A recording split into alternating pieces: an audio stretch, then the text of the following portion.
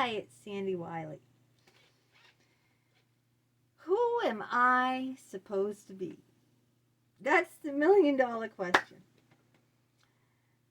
I didn't know who I was until like well into my 50s. Yeah. And who am I? I'm an artist. I'm a poet and I'm a writer. That's how I describe myself. That's how I see myself. I'm also a mother, but that isn't my be one and be all thing.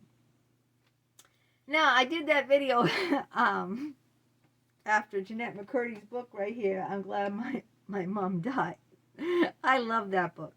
If you had any struggles with your mom, that's the book to buy. She didn't pay me any extra to say. She didn't pay me anything to say that. I'm just saying that, I really love that book and I highly recommend it. At least with Jeanette McCurdy, her mom pushed her into being an actress, which is something she didn't want to do. Guess what my mom pushed me into? Being a housewife. And not just any housewife. Like marry a doctor, marry a lawyer. Just marry anything with that Y chromosome. Anything that has a penis between his legs. Can I say that? Oh God, I said that. Are they going to censor me? That was her aspiration for me. What was wrong with my mother and Jeanette McCurdy's mother is they lived through their daughters. They didn't support their daughters or try to encourage their daughters to go find themselves in what they truly wanted. I wanted to go to a 4-year university. My mother said I was stupid and I'll never last. Get married. Get the ring on your finger. And I got a story to go with get the ring on your finger. I'm going to tell you in a minute. Jeanette McCurdy's mom pushed her into something she didn't want either, but at least it was a career that she could support herself for the rest of her life. See the difference?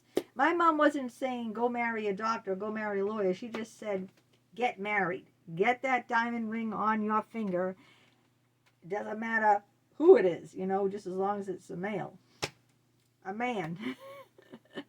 And be that housewife, stay at home, cook dinner every night, clean, make sure you bake, have children. That was her aspiration for me. But neither mother, hers or mine, encouraged us to find who we wanted to be, what we wanted. Her mother didn't care what she wanted. She didn't want to be an actress. So that's what her mother wanted for her. Me, I wasn't entitled to have an opinion. You just need to get married. Because back in those days, back in her day, it was a disgrace for a woman not to be married. Everyone looked down on you. You're an old maid. No one wants you. Ugh, there's something wrong with you, This is true.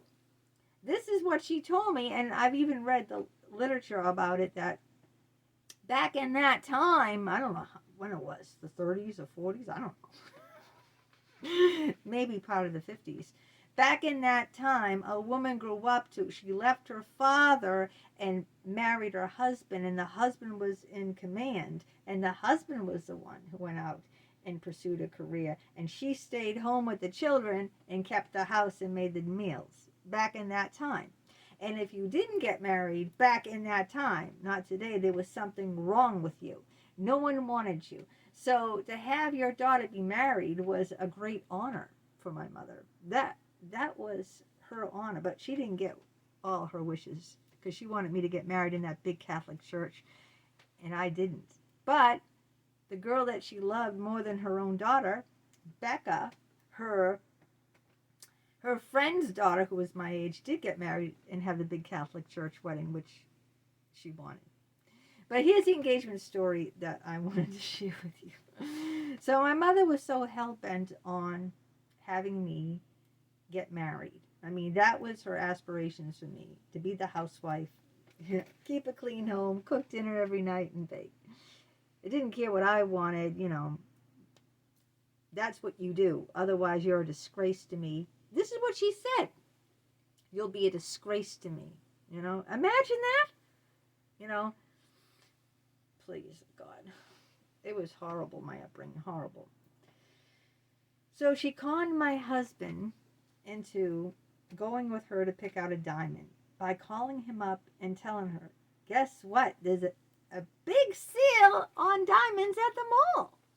Why don't you come and we'll look for one? Now, my husband, who's a virgin, never had a girlfriend before me. I never had a boyfriend before him. So he was greener than the green grass of Ireland. Greener than the old emerald clovers. And so was I. So he could be easily manipulated. And so could I. So she took him to the mall and she said, oh, you know, he was like, I don't know, pretty young, and he never had credit. He never bought anything. His parents gave him his old brother's car, which, you know, probably was worth $100 or $200. You know, it was a scrap car, but, you know, he didn't, you know, he couldn't get credit. And this was a ring like $1,000, I believe. It was on sale for $1,000. And back then, what year was that? 86? Back then, $1,000 ring was, you know, a lot more than it is today. You'd probably have to pay $3,000 to $5,000 for the same ring. It was only a half-carat diamond. So, and this is not the diamond. Anyway, this is not a real diamond. This is a cubic zirconia. When we were poor and hard up for money, remember when I told you I did pornography? I sold my engagement diamond ring. So what you see here, that ain't real. The band is the real wedding band. That's solid gold. But that's a cubic zirconia. Just being honest now. So she went with him. He couldn't get the credit, so he couldn't get the ring. So my mother said, oh, well, I'll sign it. I'll co-sign it, or something she did. The credit card. She co-signed for the credit card, meaning that if he couldn't pay up, my mother would have to pay for her daughter's engagement ring. So it did work out, and I got engaged, which was what her aspirations were for me. Now, as far as school, she didn't let me go to a 4-year university. A 4-year university. I said anniversary. She wouldn't allow me to go to a 4-year university, but she did say it was okay if I went to Mass Bay Community College. Now, Mass Bay was such a anyone could get into a community college. There's no criteria except a high school diploma. That's it. Nothing else. And it's dirt cheap. Mass Bay at the time was much cheaper than my high school, St. Clair High. Okay? Much cheaper. So she's used to paying for my high school. This was cheaper than my high school. I used to call it Mass Bay High because my high school was much, much harder. The studies, the coursework, the courses were much harder than Mass Bay Community College. My high school was much harder. I think my high school was a college prep high school. So, but anyway, she said that's okay. You can do that. Besides, 2 of my friends, Maria and Julia, got accepted and were going to Mass Bay. Except that Maria decided not to and just keep working at Bradley's, and Julia and me went. So Julia was sitting down picking courses. What are we going to take at Mass Bay? What do we want to do with our lives besides be, a wife? This is before I got engaged. Before I met my husband. I met him there. I met him at Mass Bay High School, no, Mass Bay Community College in Wellesley. I don't know. I said, she goes, well, I'm going to take early childhood education courses. Oh, really? So my mother always babysat. I said that in the last video. And I thought, I guess I'll take it too, so we can be in each other's courses. This is how much forethought I put into planning what I wanted to do with my life. My best friend Julia said she's going to take early childhood education. So I said, gee, I'm really shy. At least I'll have her in all my classes. If I take all the same classes that my best friend has, then I never have to feel, then I'll have someone to hold my hand and be in every one of my classes that I know, and it won't be so scary. So that's exactly what I did. And then I graduated with an associate's in early childhood. So what do you do with that kind of degree? I became a preschool teacher. Yay! What else are you going to do with that degree? That's what you do with that degree. You can't teach kindergarten. You need a bachelor degree in education to teach kindergarten. So I became a preschool teacher. And they don't make much money. But it didn't matter to my mother because I was getting married and going to be a housewife. I didn't need a job. So after that, I ended up walking out on that job because they wanted me, the director of the preschool, which made more money, not much, but she made more money and she had a title director. She wanted me to become the director, the new director, because she wanted to leave and have a baby because she was getting to be in her late 30s at that point. And I was only in my early 20s. And I didn't want to be the director. And they kept pushing me. She pushed me. The head of, it was at the YMCA, pushed me. Everyone ganged up on me and said, you are wonderful around these kids. You've been working here for 3 years as a preschool teacher. We want you to be the new director. I did not want that. So I felt really pressured. So what do I do when I feel pressured? I run.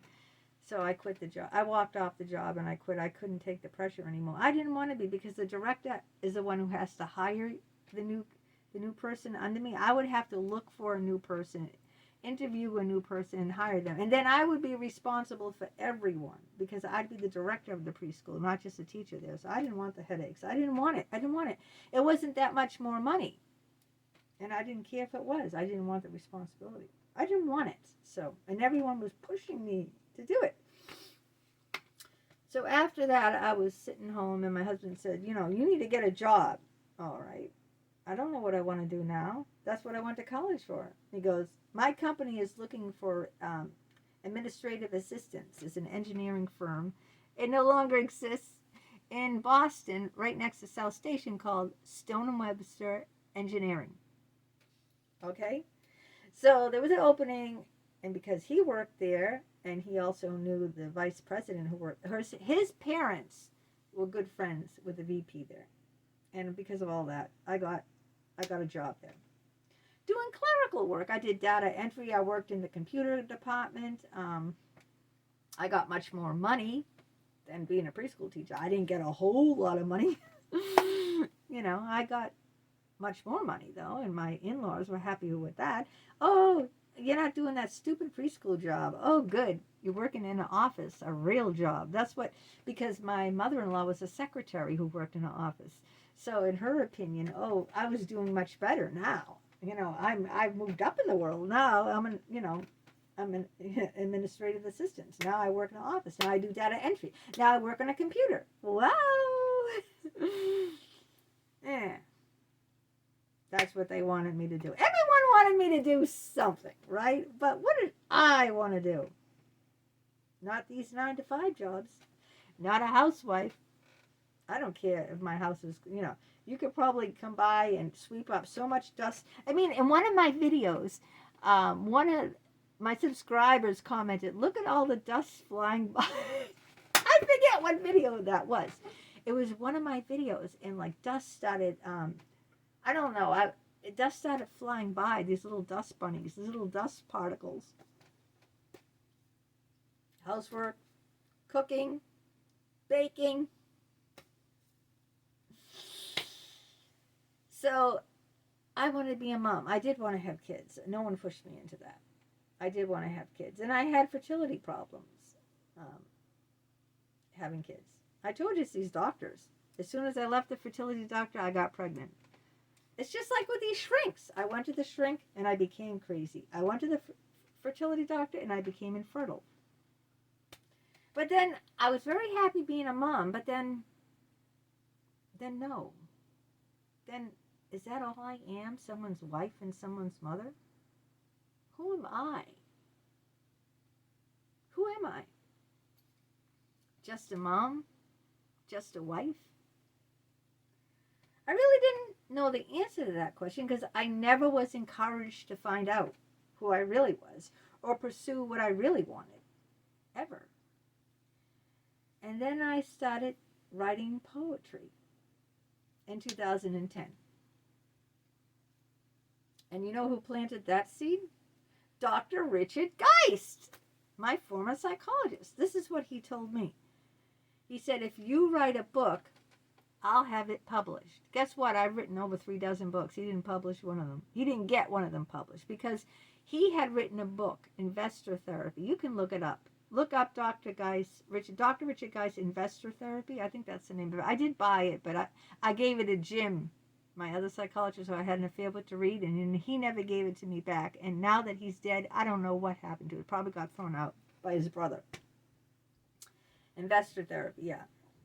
I bought his book because, if you know someone and you buy their book, I mean, at least I do. If I know someone, like if I knew anyone well enough and they wrote a book, I would buy it just because I'd be curious, I'm not into investment at all. Nada. Don't have any stocks, any bonds, nada. I am not into investing, okay? Or numbers or math or whatever. But I was into Dick Geist, and he wrote it, so I bought it. So then after mentioning that to him, how like, oh, I read your book and, wow, that's so exciting. You're an author. You wrote a book. After all that spiel, he said to me, well, if you write a book, because he had an editor, he had a publisher, because he wasn't self-published. He was published by, I forget. You'd have to look up who published him. It says on the book. But he wasn't self-published. It was one of the, the formidable publishing companies out there. And, I don't know what happened with that, but I started writing poetry because I was in a lot of pain. And writing helped me. It was therapeutic. So I just kept writing and really enjoying writing poetry and writing more poetry and writing more. And then I started submitting my poems to places. And I really loved writing. I got excited about doing it. For the first time in my life, I was really excited about what I was doing. And no one was telling me to do it. I mean, he didn't tell me to write poetry. All he told me was, if you write a book, I'll help you get it published. That's all he said. And he only said it once. He wasn't like coaxing me into doing that. He didn't say you should write poetry or anything. No one was coaxing me into doing that. But I thought, wow, wouldn't it be neat if I got a book published like he did? I thought it was a big deal to be an author. I thought it was a big deal to have your book published. I thought, I had stars in my eyes. I go, wow, yeah, I want to do that. That feels like something I want to do. And that's how I felt, I became into a writer. And that's how I started writing not only poetry, but about my personal experiences, of the past, with my father, with my schizophrenic father, with my shrinks, love outside the boundaries, my affair with Jim, my journey into finding a shrink, looking for Mr. Good Shrink. I got that from the Looking for Mr. Goodbar movie. Instead, I wrote a book, Looking for Mr. Good Shrink. And then I identified with that, that's who I am. I'm a poet. I'm a writer. I'm an artist. And doing the YouTube too. I liked performing, I used to love doing karaoke at parties.